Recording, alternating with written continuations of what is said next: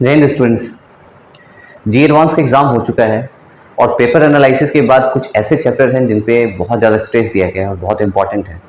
हो सकता है कि नेक्स्ट ईयर के एग्ज़ाम में उन सारे टॉपिक को फिर से रिपीट किया जाए। तो आज उन सारे टॉपिकों में से एक इम्पॉर्टेंट टॉपिक है क्वांटम केमिस्ट्री या डुअल नेचर ऑफ मैटर। आज उसके बारे में हम लोग डिस्कस करेंगे और ये सीरीज़ जो होगा वो स्पेशली जो है वो IIT के एग्ज़ाम के और नीट के एग्ज़ाम के हिसाब से डिज़ाइन किया गया। चलिए हम लोग आज देखते हैं क्वांटम केमिस्ट्री, जो कि एक इंपॉर्टेंट टॉपिक है, और डुअल नेचर ऑफ मैटर, जिनसे बहुत सारा सवाल पूछता है।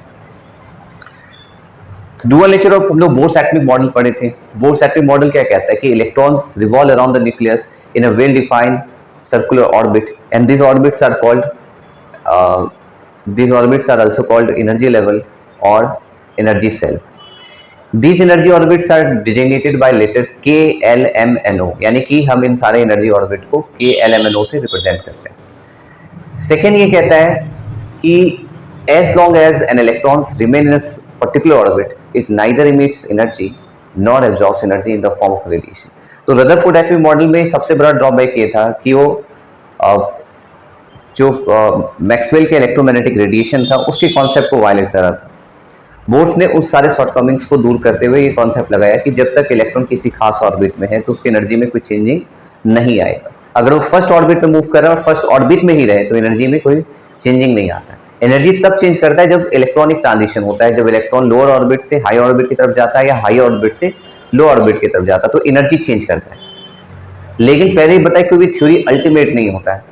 बोर्स एटॉमिक मॉडल में भी बहुत सारे ऐसे शॉर्टकमिंग्स थे जो कि बाद में पता चला। जैसे बोर्स ने इलेक्ट्रॉन्स को एज ए पार्टिकल ट्रीट किया था। Later it was found that कि इलेक्ट्रॉन पार्टिकल नहीं, इलेक्ट्रॉन में पास डुअल बिहेवियर होता है, और वो कॉन्सेप्ट किया था डी ब्रोगली से। डी ब्रोगली एक फिजिसिस्ट थे, फ्रेंच फिजिसिस्ट थे। उन्होंने क्या बताया कि every object in motion is associated with dual character. इससे पहले आइंस्टीन का डुअल नेचर ऑफ रेडिएशन आ चुका था, जो कि लाइट के पार्टिकल और वेव नेचर दोनों को बता रहा था।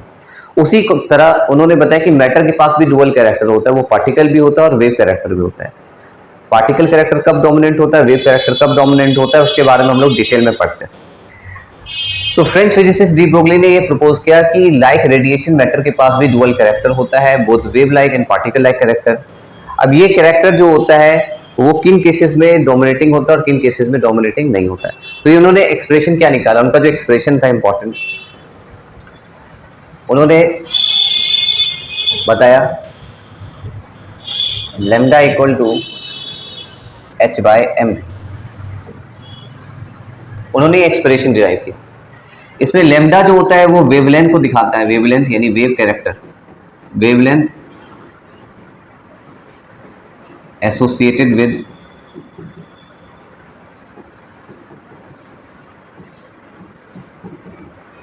मूविंग ऑब्जेक्ट, और m जो होता है वो मास ऑफ द ऑब्जेक्ट होता है या मास ऑफ द पार्टिकल होता है, जो भी बोले, ऑब्जेक्ट या बॉडी कह दो। v बराबर वेलोसिटी ऑफ द ऑब्जेक्ट या बॉडी, ठीक है।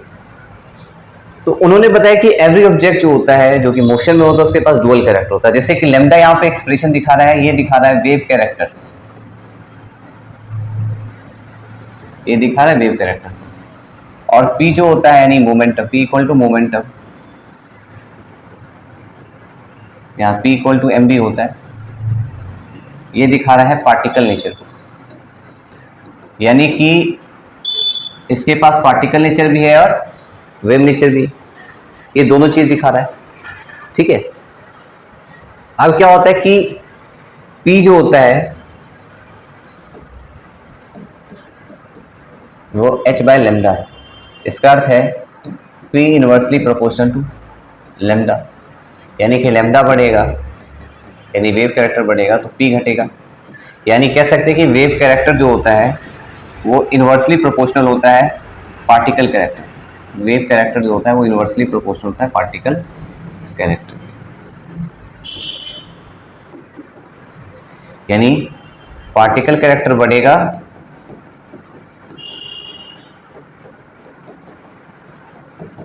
तो वेव कैरेक्टर अपने आप घट जाएगा। तो वेव कैरेक्टर क्या होगा, डिक्रीज करेगा।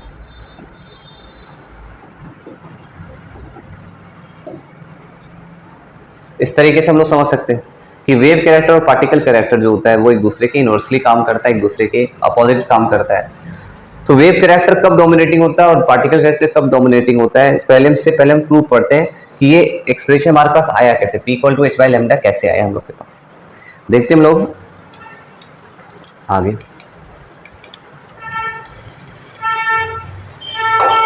दो इंपॉर्टेंट एक्सप्रेशन था जिसका यूज करके हम लोगों ने वेव पार्टिकल डुअलिटी को प्रूव किया था। वेव पार्टिकल डुअलिटी में सबसे पहले उन्होंने आइंस्टीन के मास एनर्जी इक्विवेलेंस के कॉन्सेप्ट को यूज किया था, जिसमें कहा जाता है कि energy can be turn into, sorry mass can be turn into energy, जो कि न्यूक्लियर फ्यूजन और फिशन में जो एनर्जी रिलीज होता है वो इसी कॉन्सेप्ट पे काम करता है, equal to mc² according to Einstein.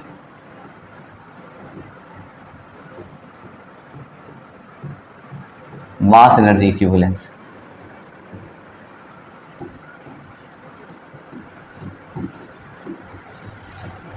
बहुत फेमस थ्योरी है, हम लोग सब जानते हैं इसके बारे में। दूसरा होता है प्लैंक क्वांटम थ्योरी, वो भी एनर्जी से रिलेटेड है, E equal to s c by lambda या E बराबर एच न्यू। इस दोनों इक्वेशन को जब हम इक्वेट करते हैं, क्योंकि दोनों एनर्जी के लिए यूज हो रहा है, तो हम दोनों को इक्वेट करते हैं, equating equation 1 and 2 what we have now. ये हो गया h by lambda equal to m c. अब यहाँ पे m हो गया मास ऑफ द बॉडी, अगर फोटोन है तो मास ऑफ द फोटोन क्या, तो रेस्ट मास फोटोन का 0 होता है, मास ऑफ द बॉडी मान लो ये। और c हो गया वेलोसिटी ऑफ लाइट, यानी ये भी एक्चुअली प्रोडक्ट है मास और वेलोसिटी का। हम लोग पढ़े थे the combined effect of mass and velocity is called momentum, या product of mass and velocity is called momentum. तो एक्चुअली ये जो एक्सप्रेशन है वो क्या बता रहा है, ये एक्सप्रेशन हमको बता रहा है P equal to h by lambda. तो इस तरीके से हमारा एक्सप्रेशन यहाँ से है। यहाँ पे अगर हम वर्ड यूज करते हैं P equal to h by lambda, और भी अदर एक्सप्रेशन हम यूज कर सकते हैं, जैसे लेमडा इक्वल टू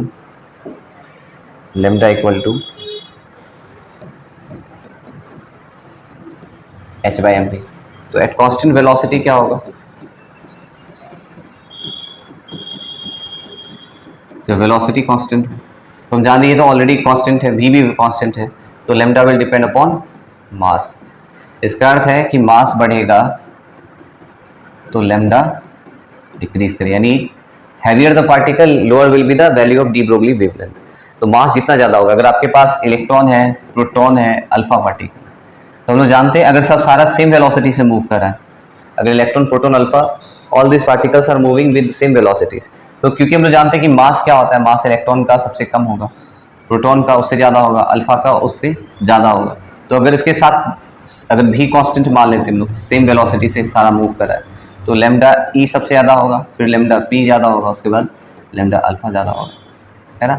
यानी इसका अर्थ क्या हुआ कि सबसे ज़्यादा डी ब्रोगली वेवलेंथ इलेक्ट्रॉन के पास होगा, उसके बाद प्रोटॉन के पास होगा, उसके बाद अल्फा पार्टिकल होगा। कारण सिंपल सा है, जितना हैवियर पार्टिकल होगा उसके साथ जो वेव कैरेक्टर होगा उतना कम होगा।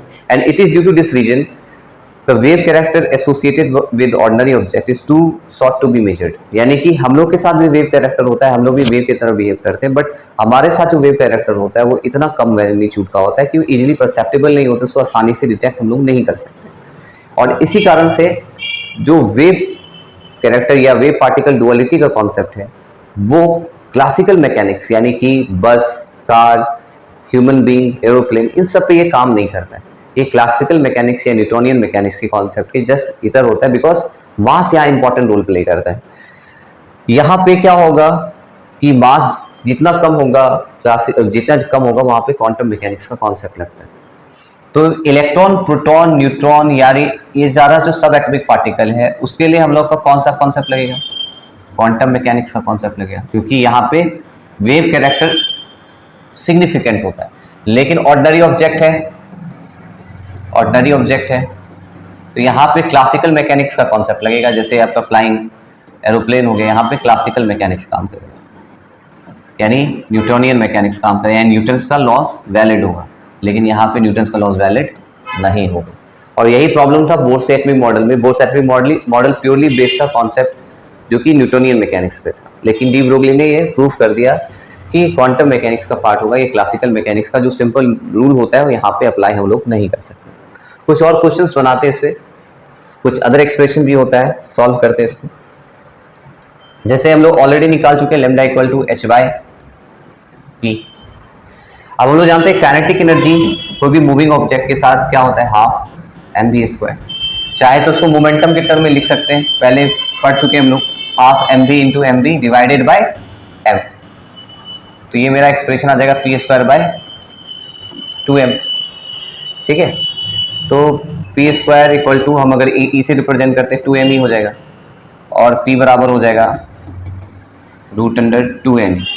ठीक है, तो लैम्डा बराबर जो हो जाएगा वो हो जाएगा h by root under 2m। यहाँ पे एक्चुअली काइनेटिक एनर्जी है, तो लैम्डा क्या होगा, inversely proportional to kinetic energy square root से। तो अगर ऐसे भी हम अंदाजा लगा सकते हैं कि काइनेटिक एनर्जी बढ़ेगा तो वेव कैरेक्टर भी डिक्रीज करेगा यहाँ। ठीक है, तो ये काइनेटिक एनर्जी के टर्म में हो गया, lambda equal to h by root under 2m। अब इससे रिलेटेड क्या क्या क्वेश्चन हो सकता है, क्या बन सकता है, वो हम लोग पढ़ते हैं। जैसे अगर हम काइनेटिक एनर्जी को 4 टाइम्स कर दें तो डी ब्रोगली वेवलेंथ पे इसका क्या असर होगा। अगर काइनेटिक एनर्जी को 4 टाइम्स कर दें तो डी ब्रोगली वेवलेंथ पे क्या असर पड़ेगा। जैसे if kinetic energy of A particle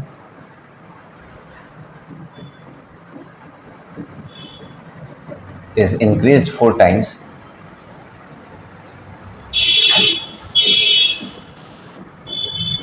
what happens to its de Broglie wavelength?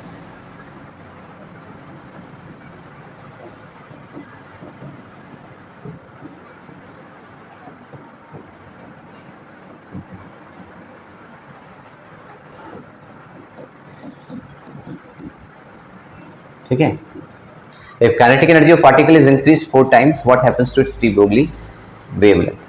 तो यहाँ पे सिंपल सा कॉन्सेप्ट है कि अगर मानो लैम्डा 1 है, expression h by root under 2m1 होगा, और लैम्डा 2 जो होगा वो हो जाएगा h by root under 2m2। इसलिए लैम्डा 1 बाय लैम्डा 2 अगर हम सॉल्व करेंगे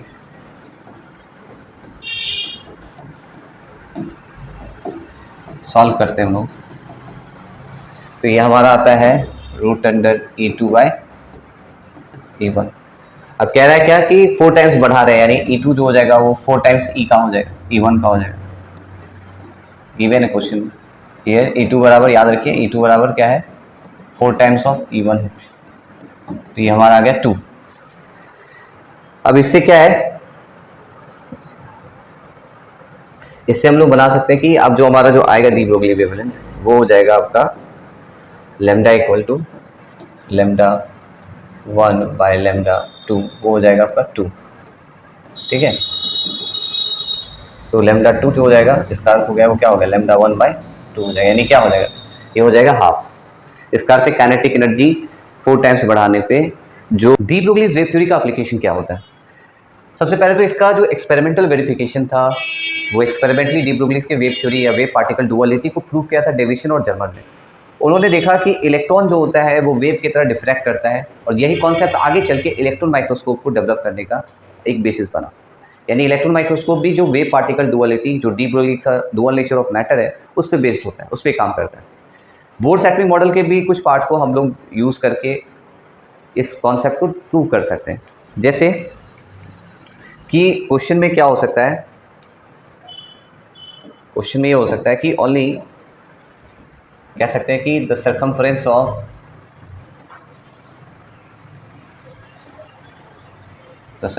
of bourse orbit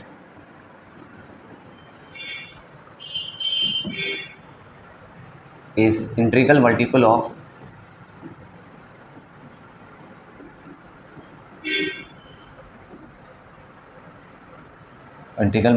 de Broglie's wavelength. Integral multiple of de Broglie's wavelength.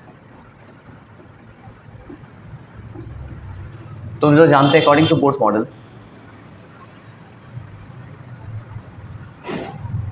कि वैसा ही ऑर्बिट अलाउड होता है या परमिटेड होता है जिसका एंगुलर मोमेंटम इंटीग्रल मल्टीपल होता है nh by 2 पाई, यानी only those orbits are allowed और permitted for which angular momentum is numerically equal to या is integral multiple of h by 2 pi. Angular momentum होता है I क्रॉस ओमेगा, या इसको हम सॉल्व करके लिखे तो mvr होता है। तो हमारे पास जो एक्सप्रेशन आता है 2πr equal to nh by mv, और हम जानते हैं कि h by mv क्या देता है, ये देता है लेमडा, यानी 2πr इक्वल टू आगे मेरा एन लेमडा। यानी इसका अर्थ हुआ कि जो सरकमफ्रेंस होता है बोर्स ऑर्बिट का वो इंटीग्रल मल्टीपल होता है डी ब्रोगली वेवलेंथ का। इससे हम लोग एक रफ फिगर ड्रॉ कर सकते हैं एटम का, कि एटम जो होता है एक्चुअली वो वेव कैरेक्टर दिखाता है। जैसे कि अगर फर्स्ट ऑर्बिट है तो नंबर ऑफ वेव्स जो होगा 1 होगा, अगर सेकेंड ऑर्बिट है तो नंबर ऑफ वेव जो होगा वो 2 होगा। इस तरीके से हम लोग प्रूव कर सकते हैं, यानी कि वेव कैरेक्टर जो होता है वो बोर्स के एटॉमिक मॉडल से भी प्रूव किया जा सकता है। बोर्स एटॉमिक मॉडल भी जो होता है वो यहाँ पे, अब यहाँ पे प्रश्न ये हो गया कि जब हम लोग डी ब्रोगली के वेव कॉन्सेप्ट का यूज़ करते हैं और इलेक्ट्रॉन को एज अ वेव ट्रीट करते हैं तो यहाँ पे एग्जैक्ट पोजीशन इलेक्ट्रॉन का हम लोग डिसाइड नहीं कर सकते, और यही बाद में आगे चल के आइजनबर्ग अनसर्टेनिटी प्रिंसिपल का बेसिस बना, जो कि बोर्स एटॉमिक मॉडल के कॉन्सेप्ट को आउटराइटली रिजेक्ट कर रहा था, जिसमें एग्जैक्ट रेडियस और एग्जैक्ट वेलोसिटी हम लोग कैलकुलेट कर रहे थे। तो वहाँ भी क्या हुआ, जो quantum mechanical model of atom है उसका basis D Broglie's wave theory है, हाइजेनबर्ग अनसर्टेनिटी प्रिंसिपल है, और जो फंडामेंटल इक्वेशन होता है वो स्कॉन्डिंजर्स वेव इक्वेशन होता है। ये तीनों इक्वेशन इंपॉर्टेंट रोल प्ले करता है क्वांटम मैकेनिक्स के बेसिस यानी कि बेस को बताने के लिए। इस पर कुछ सवाल हम लोग बनाते हैं, देखते हैं कुछ क्वेश्चंस हम लोग देखते हैं जो कि डी ब्रोगलीज वेव थ्योरी पे बेस्ड है। पहला हमारे पास क्वेश्चन है कि विच of the following graph correctly represent the variation of particle momentum with D Broglie's wavelength. ये 4 ग्राफ दिया हुआ है, इसमें बताना है कि पी और लेमडा के लिए कौन सा करेक्ट ग्राफ होगा। तो इसके लिए हमको दिमाग क्या लगाना है,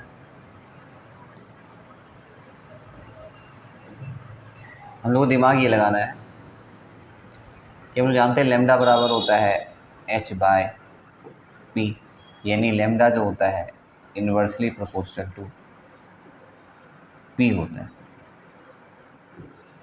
इसका अर्थ है कि अगर हम इसको y इक्वल टू mx के फॉर्म में लिखें, ठीक है, तो इसका अर्थ है ग्राफ क्या होगा, लेमडा वर्सेस 1/p ग्राफ जो होगा वो स्ट्रेट लाइन होगा, और y वर्सेस p का ग्राफ जो होगा वो रेक्टेंगुलर हाइपरबोला होगा, ठीक है। तो इस हिसाब से ग्राफ जो होना चाहिए लेमडा और p का 1/p का वो ऐसा होना चाहिए ग्राफ, लेमडा और p का ग्राफ ये ऐसा होना चाहिए, है ना। तो इस हिसाब से कौन सा ग्राफ हो सकता है, ये ग्राफ नहीं होगा, ये ग्राफ गलत है, ठीक है। यहाँ 1/p है, ठीक है, ये ग्राफ हो सकता है, ये y इक्वल टू mx के फॉर्म पे, ये ग्राफ ऐसा रहता अगर तो ये करेक्ट होता है, ऐसा ग्राफ रहता तो, लेकिन ये ऐसा है नहीं, ग्राफ ये बढ़ रहा है, ये गलत है, ये भी गलत, यानी करेक्ट ऑप्शन इसका डी होगा, ठीक है। नेक्स्ट क्वेश्चन की तरफ हम लोग बढ़ते हैं। नेक्स्ट क्वेश्चन हमारा क्या है,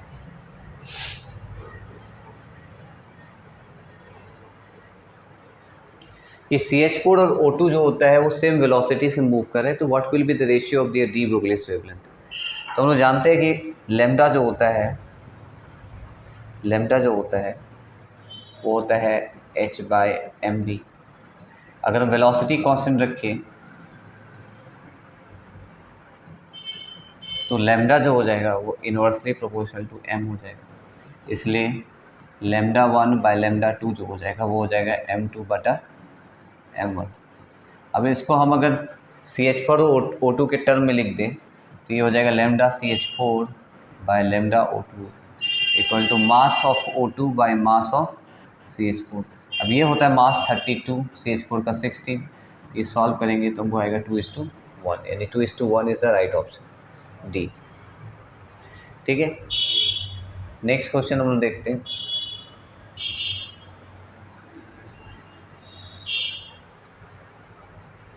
what will be the expression of kinetic energy. तो फिर यही कॉन्सेप्ट लगाते हैं, काइनेटिक एनर्जी होता है half m v square, half m v square हो जाएगा, ये हो जाएगा पी स्क्वायर बाई 2m, पहले ही प्रूव कर चुके। तो अब इसका अर्थ क्या है, P बराबर क्या होगा, h बाय लेमडा होगा। तो काइनेटिक एनर्जी का एक्सप्रेशन जो हो जाएगा वो हो जाएगा h by lambda by 2m का, यानी हो जाएगा h square 2m lambda square, यानी करेक्ट ऑप्शन इसका क्या होना चाहिए, C is the correct option. ठीक है। फिर एक सवाल है कि distance travel per unit time is numerical equal to lambda, which of the following is correct expression for de Broglie wavelength. यानी distance travel per unit time, यानी अगर इसको बोले distance travel per unit time S by T equal to lambda है, और S by T क्या दिखाता है, वी को दिखाता है, यानी वी इक्वल टू लेमडा है। तो डी ब्रोगली वेवलेंथ सब लोग जानते हैं कि लेमडा बराबर होता है एच बाई एम बी। तो वी के बदले हम लेमडा पुट कर दें तो क्या हो जाएगा, लेमडा बराबर h by m into lambda, तो लेमडा स्क्वायर बराबर हो गया एच बाई एम, इसलिए लेमडा बराबर हो गया h by m under root. This is the right option, यानी कि इसमें से कौन सा ऑप्शन सही है, ऑप्शन सी सही है, बाकी ऑप्शन गलत है। अब कह रहा है कि if a naught be the radius of first Bohr orbit of hydrogen atom then de Broglie wavelength of an electron revolving in second Bohr orbit, इसमें से क्या होगा। तो हम पहले ही प्रूफ कर चुके हैं कि बोर्स मॉडल के हिसाब से क्या होता है, बोर्स मॉडल के हिसाब से m v r equal to होता है एन एच बाय 2 पाई। अब इसको अगर सॉल्व करें तो हमारे पास आएगा 2 pi R equal to N H by M V, और एच बाई एम वी होता है लेमडा, यानी एन लेमडा हो गया, यानी 2 pi R equal to N lambda होता है। अब सेकेंड ऑर्बिट कह रहा है तो इसका अर्थ है हमारे पास 2 पाई R2 हो जाएगा और एन लेमडा हो जाएगा। यहाँ पे एन क्या हो जाएगा, सेकेंड ऑर्बिट के किसी यार एन इक्वल टू 2 हो जाएगा। पहले तो हम R2 निकालेंगे, तो हम लोग जानते हैं R2 जो होगा वो आपका होगा 0.529 एन स्क्वायर बाय जेड, और ये इसको हम ए नॉट माने तो ये हो जाएगा आपका 4A0। कैसे, एन हो गया आपका 2, अगर सॉल्व कर दे इसको, सॉल्व कर दे इसको तो हमारे पास आ जाएगा R2 इक्वल टू 4A0। ठीक है। अब वैल्यू पुट अगर हम करेंगे तो 2 पाई गुने 4A0 इक्वल टू 2 लेमडा, तो 2 ख़त्म हो गया, इससे लेमडा हो जाएगा, लेमडा हो जाएगा आपका 4 pi A0। This is the right option. तो इसके हिसाब से b is the right option, b जो है 4 पाई A0।